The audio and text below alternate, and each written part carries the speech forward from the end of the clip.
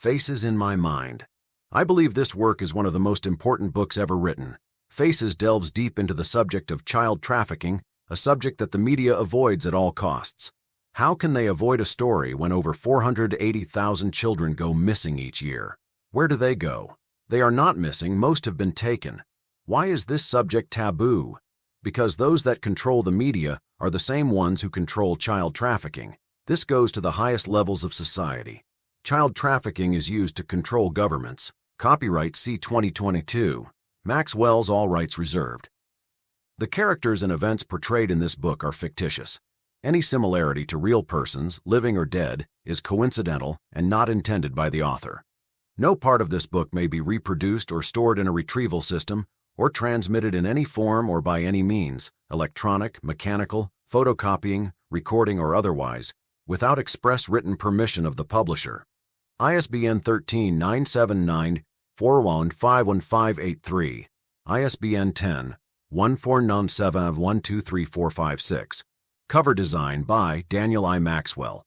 Library of Congress Control Number 2018-675309.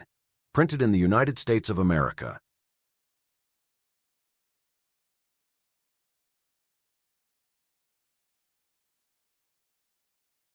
It were better for him that a millstone were hanged about his neck and he cast into the sea, than that he should offend one of these little ones. Luke 17:2. Faces Chapter 1. Glimpses, all I see at times are glimpses outside this force holding me. Is what I see real? I am not certain, as it is nothing like the other things I am shown daily. How will I know? Do others see the same things I do? If not, then is what they see real. This all began when I was 8 years old and in the 3rd grade. I attended Wasatch School in Salt Lake City, Utah. Life was good even though it was a bit trying. Not sure, but perhaps all boys, if they are different from the group, are tested. Some broken, others like I, were fighters. We resisted in a direct manner. By direct, I mean when challenged, I did not hesitate to throw a fast left hook to the kid or kid's nose. I liked to hit them in the nose because it caused rapid blood flow, along with much screaming from the throngs of kids gathered around. To some, blood flowing down the face is the scariest thing imaginable. Not to me. The scariest thing was to have 4 kids on top of me, hitting me, and my hands held down. To prevent that, I kept punching until all ran off screaming threats. My brother will beat the shit out of you. It was funny during the school day, and at recess we were all good friends playing kickball, having fun. It was only after school all the kids were lining up to get on the bus that would take them home. At that time you had all the greatest congregated at one spot, the pickup place. Show-off time. The last time I was challenged, a 5th grader came up to me at the bus stop saying, "You are scum. You will be my servant in heaven." I asked, "Where is heaven?"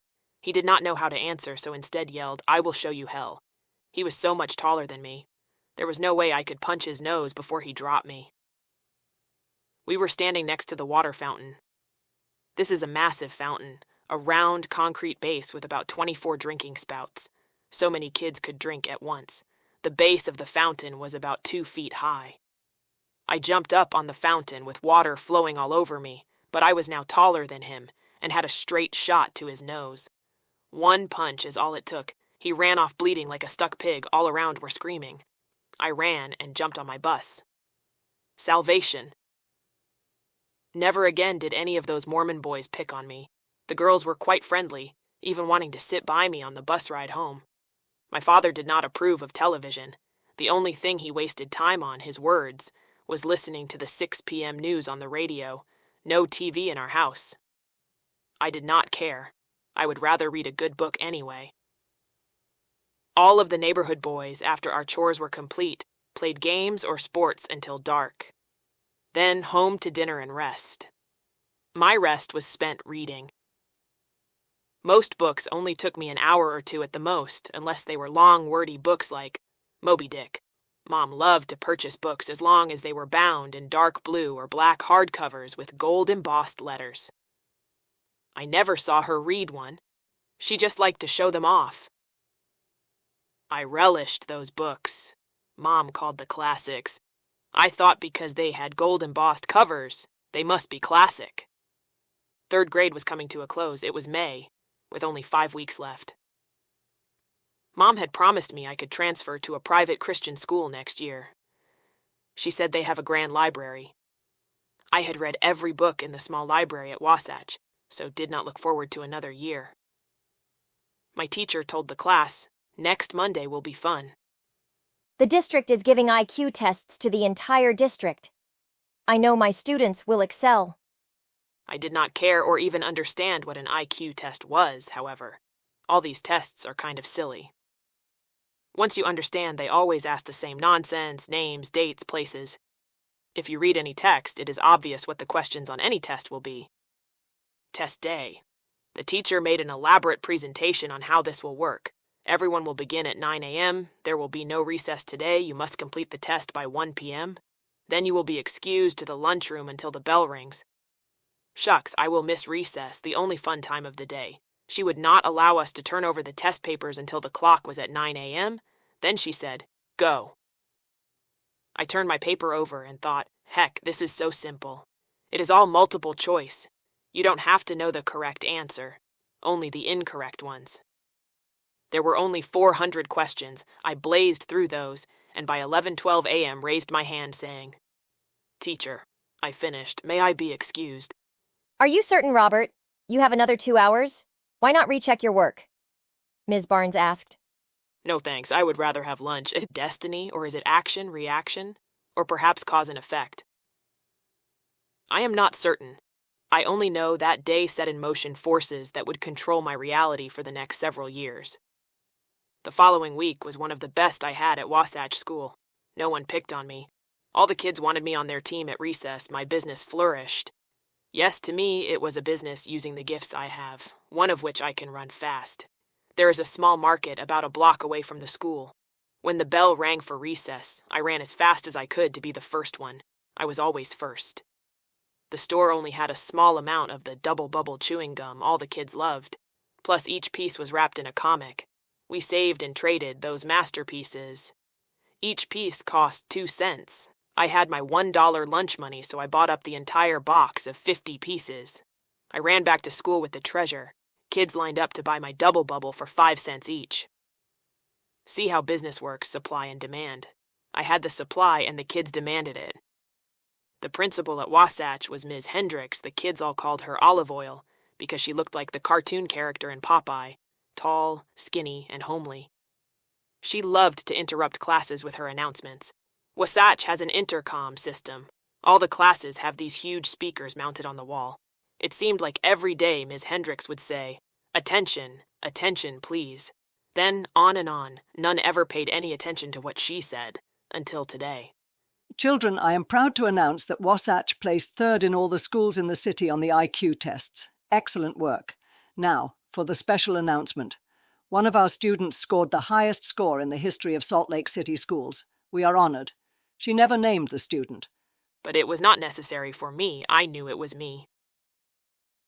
Thursday morning, as I got off the bus, Ms. Hendricks was standing there waiting with 2 other adults, 1 man and 1 woman. Good morning, Robert. These people are from our Board of Education. We have received permission from your mother to have you go with these people to the board offices. They wish to take some additional tests. They will take you home when finished. With that, they led me to a waiting car, and off we went. Not a word was spoken. I doubt anyone can understand my anguish. Here I am, 8 years old, being put in a car with 3 strangers, taking me to a strange place, and none saying a word to comfort me. They must know how concerning this is. Why do they not ask how I feel? Can we get you anything? Just silence. I looked at the big clock on the wall as we entered this building with its maze of corridors. It was 8:27 a.m. I am starting to get pissed, but what can I do? I was led down the long corridor, more like herded. I have one of the strangers in front of me, one at my side and the other behind. 3 dogs for 1 sheep. We will see soon who the sheep is. We entered a room. This was a very long room with tables in the center, in front of a row of offices. I counted 4 glass doors. Out of one of those doors came a woman. I am not certain it is a woman, but something with glasses. The lenses are like enormous magnifying glasses. "I am Dr. Morse," she said. What kind of doctor are you? I am not ill. Why do I need a doctor? No, Robert. We know you are not ill. I am a PhD, not an MD. So, Dr. PhD, what do you want with me? We are here to determine if the results of your test are correct, or if it was some error. Error? How could there be an error? I check a box, you read the answers, and if my checks are correct, how is any error possible? That is what we are here to determine. Please just cooperate, and let us finish this procedure. For the next 2 hours, I watched the clock. This Dr. PhD brought out every childish puzzle game, directing me to put blocks of shapes into the proper slots. Each puzzle she recorded the time it took me to finish. Finally, I have had enough. Dr. PhD, let's make this more fun. You have my time for each of these kids' games. Now let me time you. That response was not what she wanted. She walked away, muttering something I could not understand. I sat alone at the table for almost 16 minutes. I kept my eye on the clock. It is recess time. I am usually on my way to the store to buy Double Bubble. The kids will starve without me. I need to get the heck out of here. These PhDs are nuts and homely as sin. I still do not know what PhD means, but it is nothing I want to be around. Just then, out of one of those doors, a man came to me saying, "Hello, Robert. I am Dr. Sobel." "What kind of doctor are you?" "A psychologist," he proudly exclaimed. "I have my PhD in clinical psychology." "Great. Does that have anything to do with food? I am rather hungry now." "No, Robert, but let us finish up. It should not take more than an hour. We can get you home for lunch. To begin with, Robert, I want you to relax. This is not a test. There are no right or wrong answers. I just want your impressions. I'm going to show you a deck of cards. These cards have only images, no numbers or sweets. I want you to view each card and tell me what you see. Is that clear?" "It will be after you show me the cards. Otherwise, I am in the dark here." "Right, here is the first. Tell me what you see." "A blot, kind of like an ink blot." "Yes, Robert, it is an ink blot, but what do you see inside that blot?" "A mess, but let me ask you, what is it you want me to see?" "I am the one giving the tests. You are to give me answers, and that is not an answer." "Is this an answer? I don't care about this nonsense. I want to go home. It is past my lunchtime. If you or that other PhD wants to play with each other, I am leaving. Are you taking me home, or do I need to call my dad?" Within 15 minutes, I was in a car on the way home.